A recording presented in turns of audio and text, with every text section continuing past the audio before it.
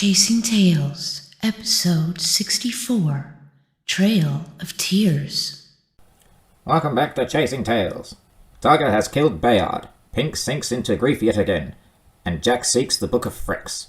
Will he overcome his bad luck and best the Guardian? What of Gloriana and the pin sent by Cyric? Cyric appears where his house was. He knows immediately who's to blame. No one else would even dare. All his research gone, his costly experiments, his animals missing. He's angry, so much so the darkness in his mind clouds his judgment. He marches to the lodge. The overwhelming feeling of panic hits everyone in his path. They either escape outdoors before he arrives or scurry into the kitchen. He pushes himself violently into the room. Pink stands with her back to him defiantly, tears streaming down her face. They stand in silence for a moment, his anger growing, making him impatient. He moves to grab her and make her look at him. She slips from his grasp. "I challenge you." Cyric smiles. He turns and calmly walks out and waits for her. She takes a deep breath and follows him. She casts a warding circle around him. Her hands glow and her armor deploys. "What is your problem?" Why did you destroy my house, my animals, all of my research? Did you think I wouldn't find out it was you all this time? She casts Fireball. It just grazes him, but his sleeve is aflame. He wipes his hand over it and it's out. The challenge draws the terrified villagers back. They stand in a hush around them. Cyric opens a portal and appears behind her. He takes Soprano to the gut. He steps off the blade. She whirls around to face him. "You took everything from me. Just return the favor." You must know it was all for you, to make you more powerful. Yet still always under your thumb. What next? You're going to make me your sex slave? Isn't that what you wanted when you pushed me through the portal all that time ago? Cyric lashes out angrily, blood gushing down his leg. Only because I deserve to be with you. Think of what we could do, how much better we could make things. With you holding all the aspects like cards to do your will? No thank you. Pink casts Crushing Wave. Cyric is pulled up in the current. In panic, he ignites, turning the water to steam. He moves around in the fog and gets behind her again. He pushes her to the ground. He falls on top of her, pinning her. She spreads her wings in an effort to dislodge him. He punches the button between her shoulder blades to get the armor to retract. She screams and the armor disintegrates into ash, setting him on fire again. He rolls off her and onto his feet. Blood has stopped coming from his gut. The wound has healed itself. Cyric casts and hits Pink with shocking, paralyzing pain. She cries out and flails on the ground. He pins her with his foot on her neck. She tries to cast. He kicks sand in her face. You will follow protocol and you will learn to obey me. I am the law here, and you are just means to an end. He dissipates the bubble and ports away, leaving her to her shame. She rolls over and pulls her overskirt up to wipe the sand out of her face. Everyone watches, not knowing what to do. They slowly drift away. She gets up and clasps the communication cube and sighs. "I'm sorry, Bayard. I wasn't ready this time, but soon." She kisses his gift and puts it back into her bodice. There are people in the lodge who look up and guiltily look away. She slumps into the table in the corner and leans her head against the cold stone wall. Astral puts the beer on the table. Pink sniffles. Astral leaves the bar towel as well. Aislinn reaches out to her telepathically. She gives him a warning look and shuts off the bond. He looks hurt for a moment, but realizes that she's ready for it now. He taps on the table as he passes and brushes his hand across her shoulder, then leaves. She searches herself. She replays all the things she's been through. She thinks about all the things she could have done differently. Everyone side-eyes her in silence, caught between sadness for her and themselves with the loss of Bayard and their loyalty to Cyric. Most of them were human after all. What could they do? Pink gets up. The The tension in the room relaxes. She looks into the faces she had come to know there. She nods to them. Barrier walks up to her, holding out her broken arm. Pink places her hand on it and leaves before knowing if it worked. She moseys like a zombie out into the field, all the way back to the black square that was once Bayard. She lays down in the ashes and sobs. The hunters follow her but keep their distance, watching her. It begins to rain, slowly at first, then with more force, pushing everyone back indoors. She finally passes out, wet, cold, and wishing she would die. Jack stands in the doorway to the Hall of Phrex, its ornate carvings invisible except to him. His keys glow brightly. The runes around the door explain the task. Face oneself, and one faces all. Luck is unforeseen. Jack grunts to himself. Mystics. He touches his hand to the door. It glides open silently. He leads with his lantern and heads inside. Well, here we go. The door closes the sun out as it whispers shut again. The dripping inside the space speaks to its rough wildness in spite of the ornate door. He'd expected a manor house inside such a door, but instead it was, well, this. A foul breeze wafts up the corridor. He turns his light toward it, hoping whatever it was wasn't flammable. There's a scuttling near his feet. He rolls his eyes and tries not to look. He shakes his boots and walks on. Before long he can see light. It doesn't seem artificial. As he rounds the corner, a great tree rises up before him, its rainbow flowers and leaves glistening in the sunbeam streaming from the hole in the ceiling of the cave. It's fully in bloom. Rainbow-colored petals fall into the water below. His breath stops for a moment. At the base of the giant tree is a pedestal with a green book sitting on it. He moves toward it, hoping this would be easier now that he had seen it. He stops suddenly, almost missing the split in the floor. He watches as dislodged gravel disappears into the darkness. It's deeper than it looks. He looks up and down to see if there's a place to cross. At the very end of the room it narrows, but it looks iffy. He bites his lip and exhales. He presses himself against the wall and slides slowly to the end. He carefully rounds the corner and steps over the gap, stretching almost farther than he can reach. Once his leading foot hits the other side, his body is slightly twisted with him facing the gap. A flame shoots up from the chasm, startling him. He wobbles a little. Luck is unforeseen. He mutters. He runs the worst-case scenarios, falling forward into the flames, the ledge collapsing, a monster coming from the gap. But none of that happened. Having steadied himself, he steps across. The flames disappear and the rift in the floor closes with a slam. He scrambles down the hill it's made. Before him stands a ring of deep water much larger than it seemed from the door. There's no bridge. He walks entirely around it just to be sure. He finds himself back in front of the book on its stand. Well, I've always depended on my luck, so what's the worst that can happen? He reaches out with one foot to step on the water. When a large fish pokes its head out, Jack's foot lands in the water, soaking his boot. Opener, what did you come all this way for? You know why. I came here for the Book of Phrex. How will you get to it? This water is so wide, and I'm so very hungry. And you seem like a tasty snack. What if you swim across with me with your back above the water? What's to keep me from eating you? Or drowning you, then eating you? There must be something I can give you. There is something, but I'd rather eat you. Now hold on, fish friend. Don't be hasty. I think I could help you if you tell me. Well, there is a rock on the way to the outlet of this place. I miss fresher water and better food. Where's this rock? The fish looks at him and swings his head back toward the water so he'll follow him. A quarter turn around the tree, there's a place where a cave opening has been sealed mostly shut by a large rock. Water powerfully sprays around it. making it misty, but it's not enough to dislodge it.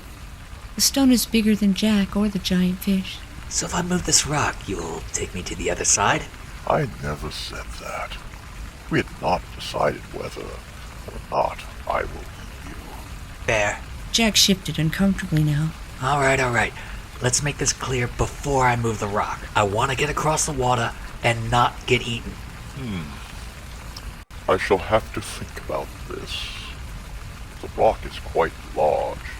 How will you do it? I've got faith in the aspect. A good answer. I will leave you to your thoughts while I take the breather. The fish swims away and disappears under the water. Jack takes these moments to collect his thoughts. Well, it worked before. Let's try it again. His mind races to every outcome but success. The fish splashes him as he returns. Well, will you help me? No, not until you promise not to eat me. I promise not to eat you. And get me across the water. The fish sighs wearily. I promise to get you across the water and not eat you. Alright. But you might want to take cover. I'm not sure what's gonna happen. Fish slides below the surface. Jack locates a rock he can reach. He steps out onto it, trying to avoid the sweeping water flowing in around it. He places his hand on the large rock, and it splits into two large pieces and crashes away on either side of the water, now gushing through. Jack jumps back, trying to avoid it. His foot slips on a mossy rock and gets swept up and falls backward into the fish's mouth. Jack is squished as the fish whips his head up to swallow him. He places his hands out to keep from falling all the way in. As luck would have it, he opens the fish. When he touches the flesh, it gives way, and he falls out onto the ground. It apparently had tried to jump the new waterfall. Jack's sudden exit stopped it. Its giant carcass flops helplessly. You shouldn't have double-crossed me. He kicks the guardian. Jack takes to the water and swims across toward the tree. He climbs out, wet but cleaner than fish meat. He walks to the podium. He begins to reach for the book. Before his hand touches the gold clover on the cover, a tree nymph phases out of the tree, spooking him. His granddad's knife is naked in his hand. He puts it to her throat.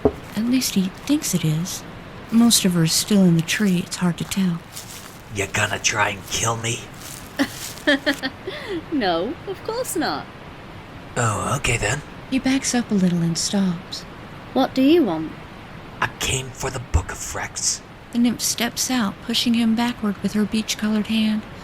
She keeps pushing, almost to the water. He grabs her hand and spreads his feet apart, holding his ground.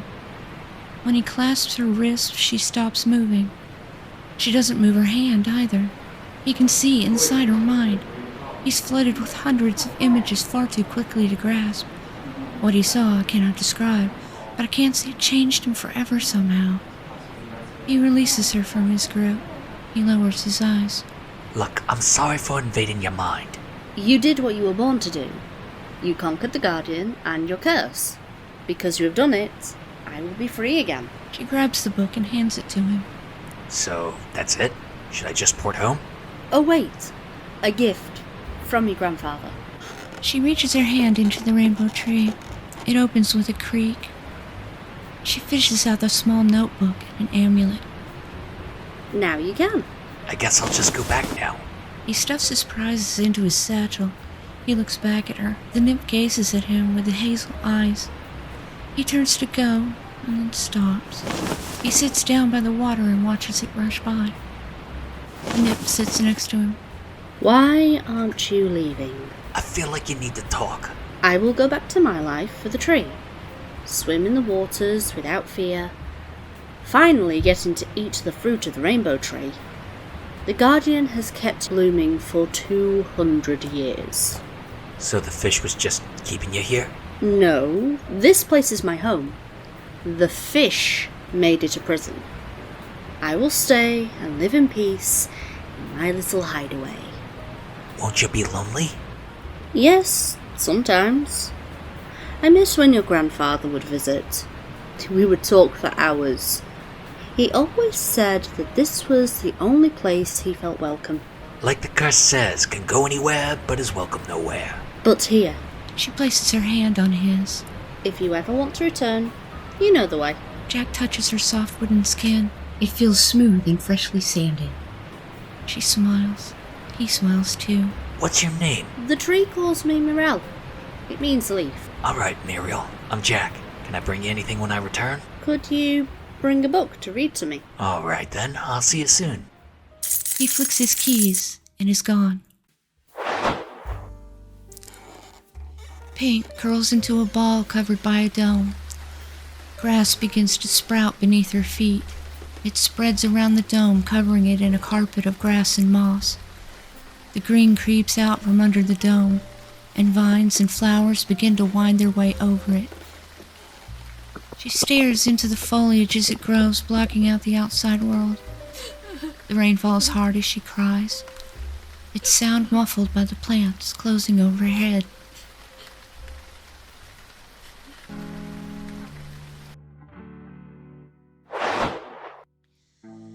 Jack appears in the kitchen and returns the ring to his finger. His mother hugs him. I'm glad you're back, Jack. How did it go?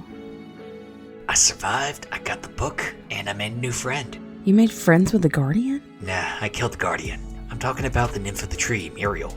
Really? I'm gonna go see her and take her a book soon.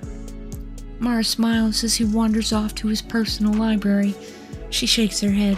Maybe I was wrong. Talon appears where Jack had been. Mara, I am news. Is Pink alright? No, she's cocooned in Bayard's ashes. She won't let us near her. Bayard's dead? That escalated quickly. Targa hit him and disappeared. We're searching everywhere for her. Pink was there when it happened. In a guilt-driven rage, Pink destroyed her house and then Syrinx. She challenged him and he put her down. She's not ready.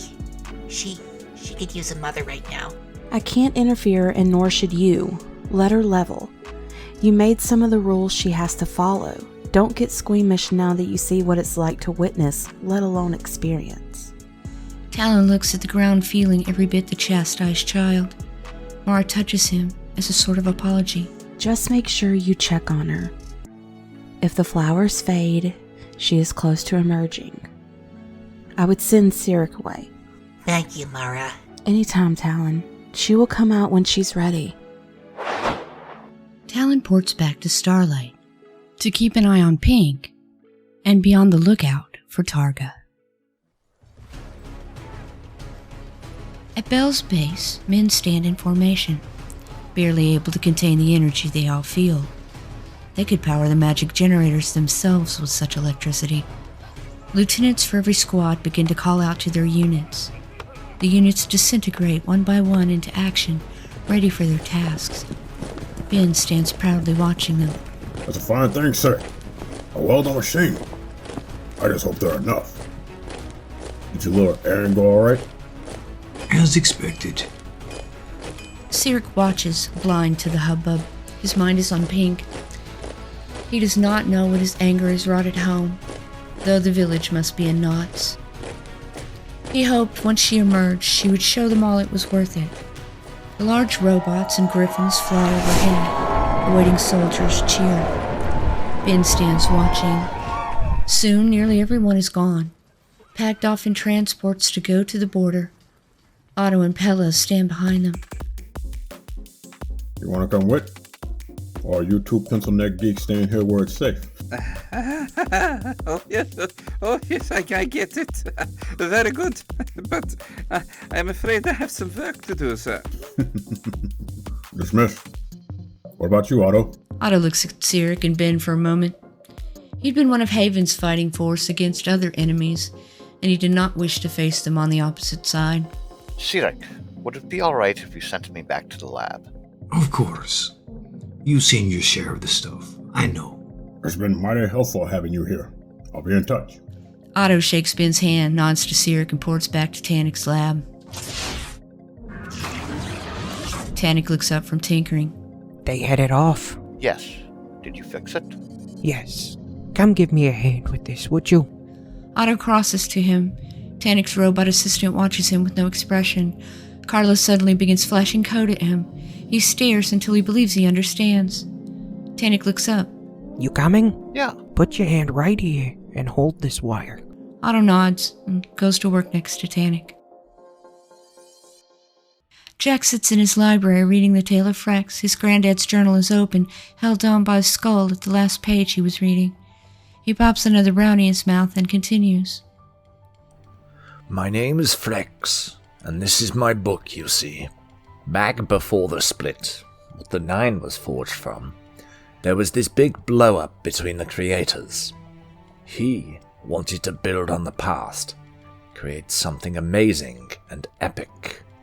He wanted to raise man to the pinnacle and the like, you see. She didn't like the past.